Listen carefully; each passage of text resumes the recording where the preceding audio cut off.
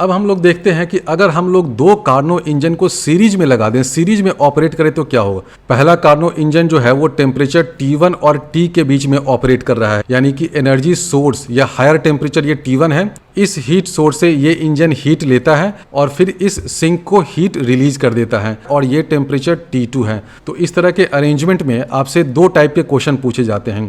पहले दे देगा कि अगर मान लो कि दोनों हीट इंजन की इफ़िशियंसी सेम है, यानी कि इसकी भी इफ़िशियंसी मान लो कि ईटा है, इसकी भी इफ़िशियंसी ईटा है। अगर दोनों हीट इंजन की इफ़िशियंसी सेम है तो बताओ ये जो बीच वाला टेम्परेचर है ना, इसका टेम्परेचर T क्या होगा इन terms of T1 and T2। Question समझ लो, ये क्वेश्चन जेईई मेंस में पूछा गया है।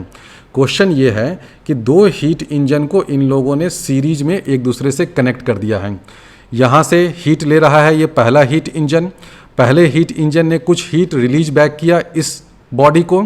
ये जो बॉडी है ये दूसरे हीट इंजन का हीट सोर्स की तरह काम कर रहा है। दूसरा हीट इंजन जो है वो इस बॉडी से हीट लेकर के थर्ड बॉडी को हीट रिलीज बैक कर देता है।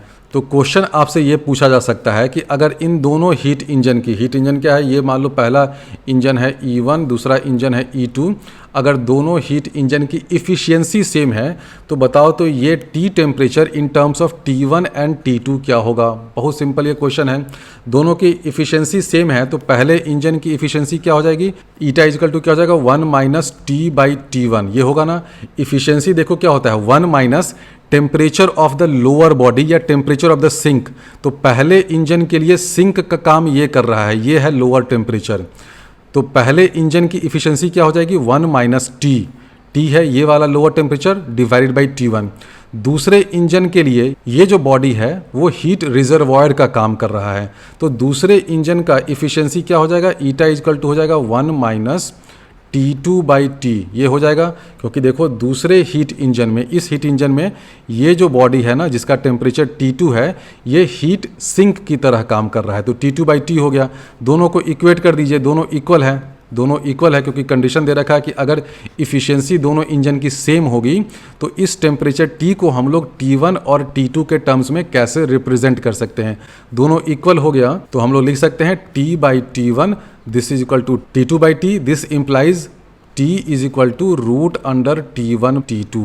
तो ये समझ लो दो हीट इंजन इस तरह से एक दूसरे से सीरीज में कनेक्टेड होना तो जो मिडिल वाला बॉडी होता है उसका टेम्परेचर इन दोनों बॉडीज के टेम्परेचर का ज्योमेट्रिक मीन हो जाता है। आप चाहो तो इस रिजल्ट को एज अ फॉर्मूला रट जाओ कि अगर इफ़िशियंसी सेम होगी तो जो बीच वाला बॉडी है उसका टेम्परेचर ऊपर वाले और नीचे वाले का ज्योमेट्रिक मीन होगा। कब, अगर इफ़िशियंसी सेम होगी तब। अब दूसरा केस ये पूछा जाता है कि अगर work done by both the heat engine same है, यानी कि ये भी W अमाउंट ऑफ वर्क कर रहा है, ये भी W अमाउंट ऑफ वर्क कर रहा है, उस केस में ये वाला टेम्परेचर T क्या होगा। तो दो डिफरेंट केसेज होते हैं, दोनों केस पर बेस्ड जेईई मेंस में क्वेश्चन पूछा गया है। तो पहला केस तो हमने देख लिया कि अगर efficiency of both engines are same then temperature T is equal to root under T1 T2, यानी कि दोनों जो एक्सट्रीम एंड्स पे बॉडीज हैं उनके टेम्परेचर का ज्योमेट्रिक मीन होगा बीच वाले बॉडी का टेम्परेचर। अब हम लोग आते हैं दूसरे केस में कि अगर work done by both engine same है और साथ ही साथ कंडीशन ये भी दे रखा है कि अगर यहाँ से Q1 अमाउंट ऑफ हीट आ रहा है और इस पहले हीट इंजन ने Q amount of heat release किया तो यहाँ से भी Q अमाउंट ऑफ हीट दिया गया इंजन E2 को। तो अगर ये वाला कंडीशन हो और साथ ही साथ ये भी कंडीशन हो कि work done by both the engines are same, तो उस केस में what is the temperature of this middle object in terms of T1 and T2।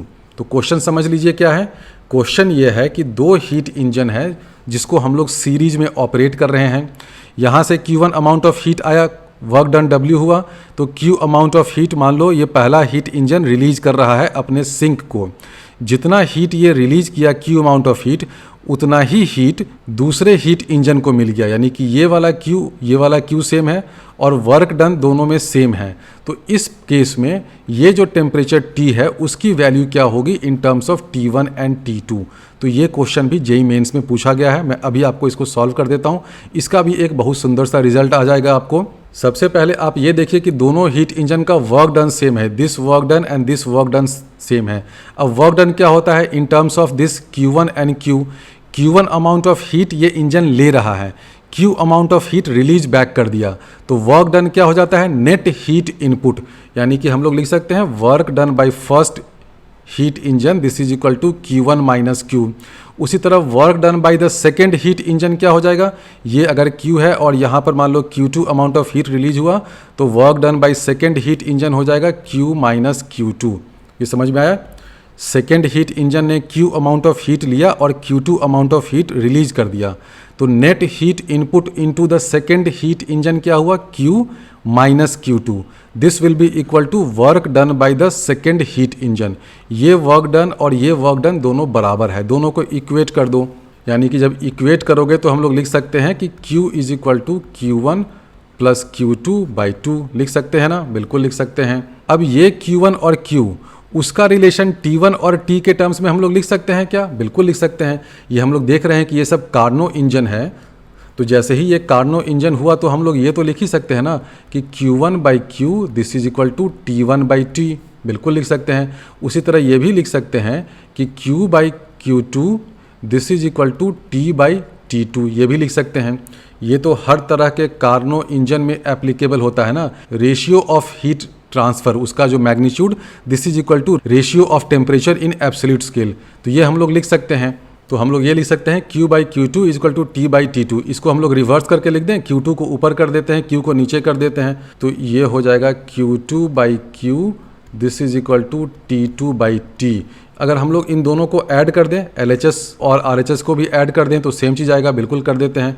तो हम लोग ऐड करेंगे तो क्या हो जाएगा, Q1 plus Q2 by Q this is equal to T1 plus T2 by T। ये आ गया ना, अगर वर्क डन सेम हो तो ये रिलेशन आ गया।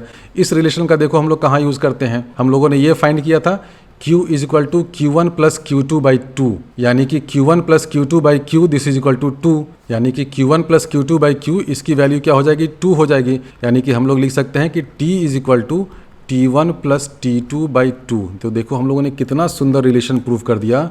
ये प्रूव कर दिया कि जो बीच वाला बॉडी है उसका टेम्परेचर एक्सट्रीम बॉडीज़ के टेम्परेचर का अर्थमेटिक मीन है, यानी कि हम लोगों ने प्रूव कर दिया कि if work done by both the engines are same this implies this middle body temperature is equal to T1 plus T2 by 2। तो अगर आप चाहें तो इस रिजल्ट को याद कर सकते हैं, लेकिन ध्यान रखना इसमें बहुत सारे कंडीशन हैं। पहला कंडीशन तो ये है कि दोनों इंजन कार्नो होना चाहिए, फिर कंडीशन ये है कि ये सीरीज में ऑपरेटेड हो। ये भी ध्यान रखना कि जितना हीट यहाँ से Q निकला है उतना ही हीट इधर Q भी आ जाए, यानी कि ये Q और ये Q सेम होना चाहिए।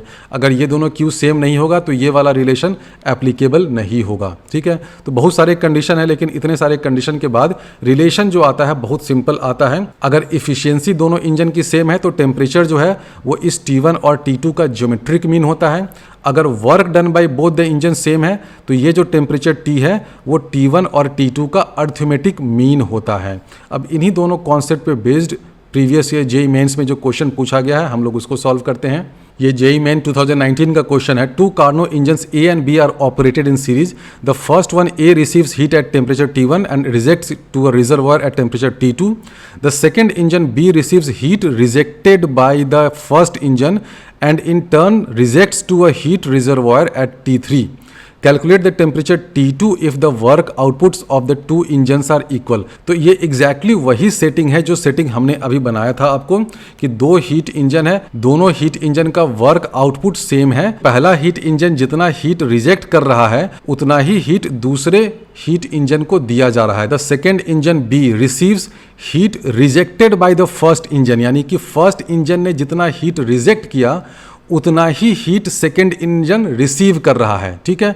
ये कंडीशन होना बहुत जरूरी है इस क्वेश्चन को सॉल्व करने के लिए। यहाँ भी देखिए हमने कंडीशन यही लिया था, फर्स्ट वाला हीट इंजन जितना हीट रिलीज कर रहा है ना Q अमाउंट ऑफ हीट, वही Q amount of heat second वाले हीट इंजन को मिल रहा है। देखो ये Q और ये Q सेम है, ये दोनों सेम होगा तभी आप इस रिलेशन का यूज कर सकते हैं कि बीच वाले बॉडी का temperature T equal to T1 plus T2 by 2। Question में दे रखा है कि ये आई थिंक 600 है, ये वाला टेम्परेचर 400 है, तो बीच वाले का टेम्परेचर हो जाएगा 600 प्लस 400/2 इक्वल टू 500 केल्विन। तो ये तो बहुत आसान क्वेश्चन था, प्रोवाइडेड आपको ये रिजल्ट पहले से मालूम है कि दो कार्नो इंजन अगर सीरीज में ऑपरेट कर रहे हैं and work done by both the engine are equal, तो बीच वाले बॉडी का रिजर्वॉयर का टेम्परेचर ऊपर और नीचे वाले का अर्थमेटिक मीन होता है। अगर ये मालूम है तो ये क्वेश्चन तो विदिन 5 सेकेंड्स आप सॉल्व कर सकते हैं। अगर नहीं मालूम है तो खूब सारा कैलकुलेशन करना पड़ेगा और आपका 2-3 मिनट वेस्ट होगा, और कोई बात नहीं है। अब ये दूसरा क्वेश्चन सॉल्व करते हैं, ये भी जेईई मेंस 2019 के आसपास का है।